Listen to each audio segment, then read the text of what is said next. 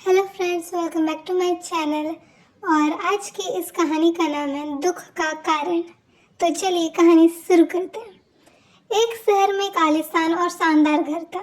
वह शहर का सबसे खूबसूरत घर माना जाता था।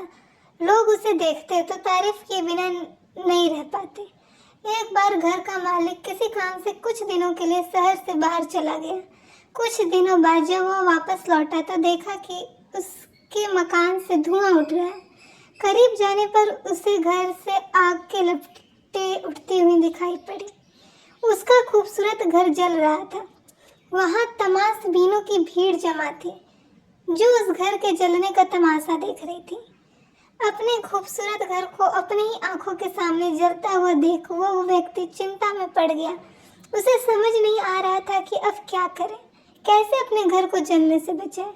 वह लोगों से मदद की गुहार लगाने लगा कि वे किसी भी तरह उसके घर को जलने से बचा ले। उसी समय उसका बड़ा बेटा वहां आया और बोला, पिताजी घबराइए मत, सब ठीक हो जाएगा।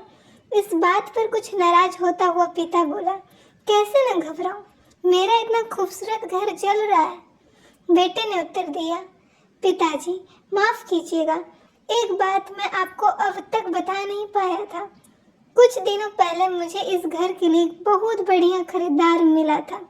उसने मेरे सामने मकान की कीमत की 3 गुनी रकम का प्रस्ताव रखा।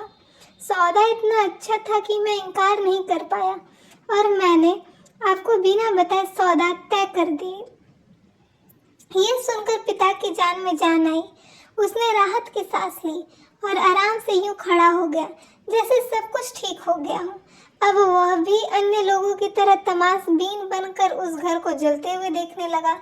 तभी उसका दूसरा बेटा आया और बोला, पिताजी हमारा घर जल रहा है और आप हैं कि बड़े आराम से यहाँ खड़े होकर इसे जलता हुआ देख रहे हैं, आप कुछ करते क्यों नहीं?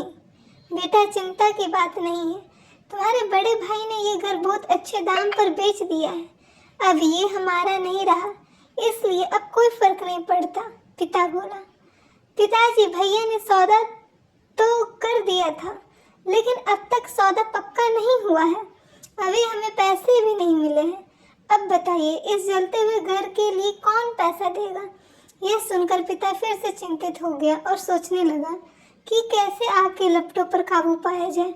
वो फिर से पास खड़े लोगों से मदद की गुहार लगाने लगा। तभी उसका तीसरा बेटा आया और बोला, पिताजी घबराने की सच में कोई बात नहीं है।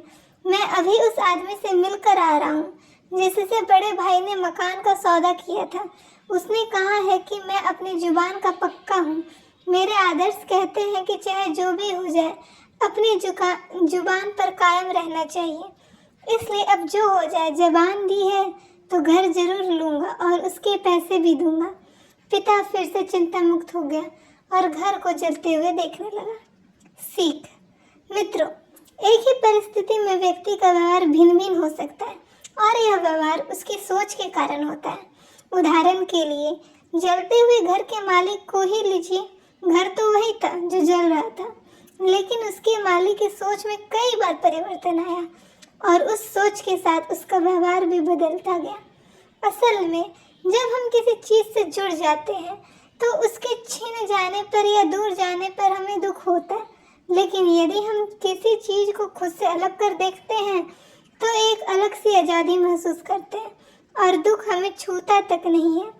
इसलिए दुखी होना और न होना पूर्णतः हमारी सोच और मानसिकता पर निर्भर करता है।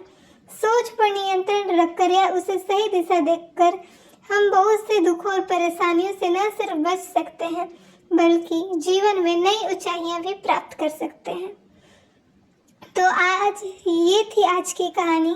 आई होप कि आपको ये कहानी पसंद आई हो, और अगर आपको ये कहानी पसंद आती है तो इस वीडियो को लाइक और इस चैनल को सब्सक्राइब जरूर करिएगा और इस वीडियो को जितना से ज़्यादा हो सके शेयर जरूर करिएगा। धन्यवाद।